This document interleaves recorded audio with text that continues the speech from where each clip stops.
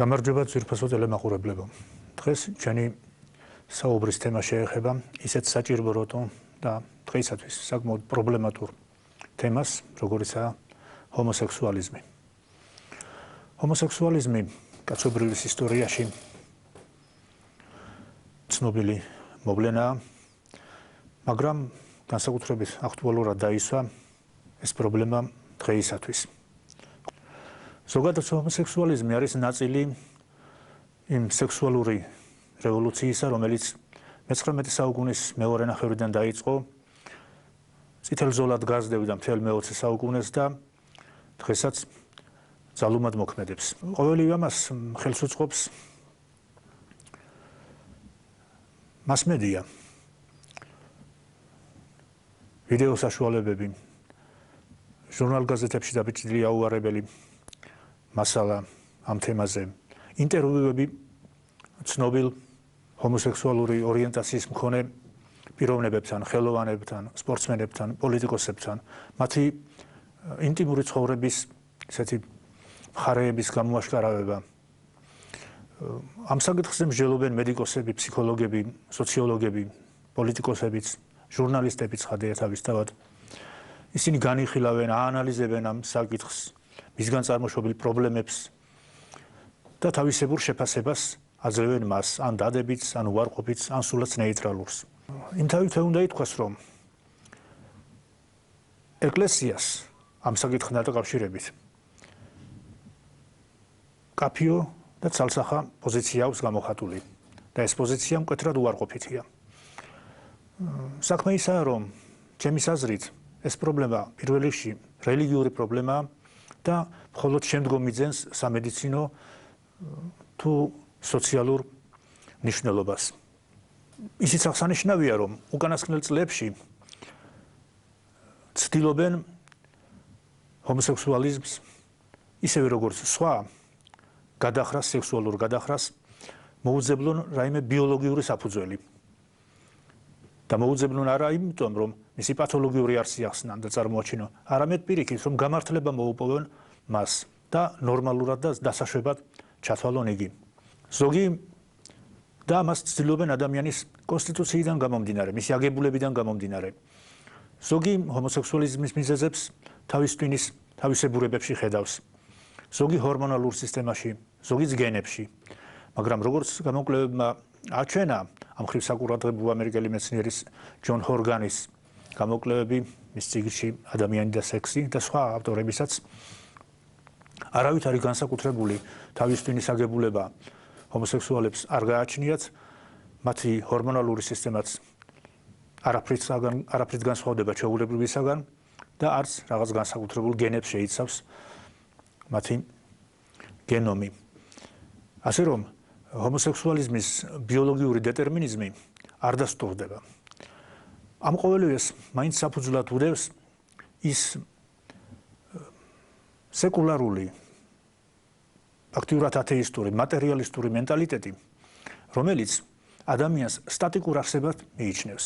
სტატიკურში მეგულისხმობ იმას, რომ ამ აზროვნების მიხედვით, ამ მენტალიტეტის მიხედვით, ამ შეხედულების მიხედვით, ადამიანი არის ევოლუციის გარკვეულ პერიოდში შექმნილი არსება, წარმოშობილი არსება, რომელიც ოდენ კულტურულ სოციოლოგიურ პროგრესს განიცდის, ხოლო მისი პნევმოფსიქოსომატური სტატუსი უცვლელი რჩება. ეს ყოველივე კი წინააღმდეგობაში მოდის წმინდა წერილთან, ბიბლიურ ანთროპოლოგიასთან, რომელიც მკვეთრად ასხვავებს ადამიანის ცოდვამდელ და ცოდვით დაცემის შემდგომდროინდელ მდგომარეობას. და სწორედ ცოდვით დაცემის შემდგომდროინდელი მდგომარეობის, ანუ დღევანდელი მდგომარეობის გამოხატულებაა მრავალი ცოდვა, მრავალი გადახრა ადამიანის ორგანიზმისა და მათ შორის ჰომოსექსუალიზმიც.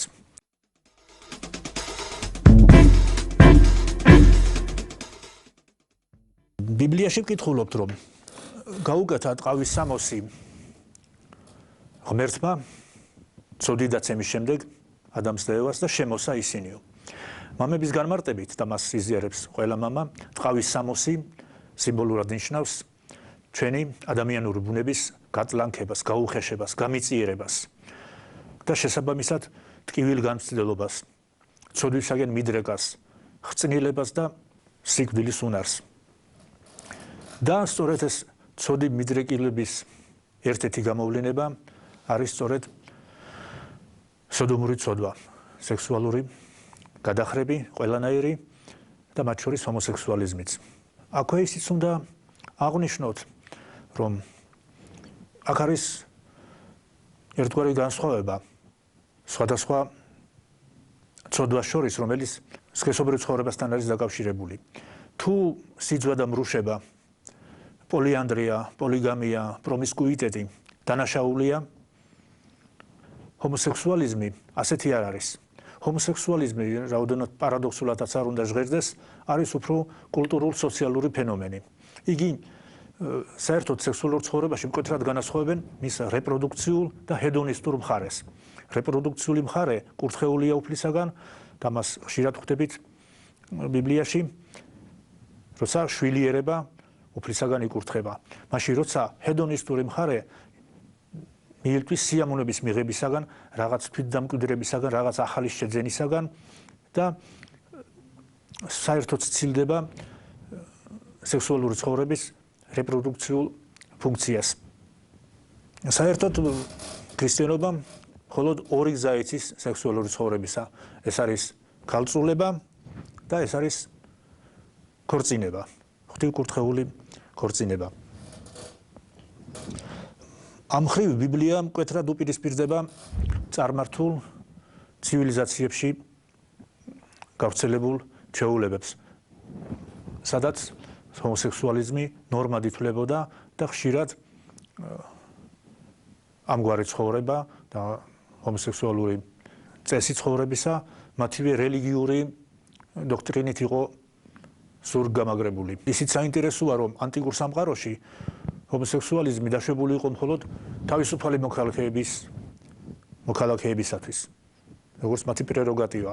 მონებისთვის, როგორც არასრულფასოვანი არსებებისათვის, იგი აკრძალული იყო.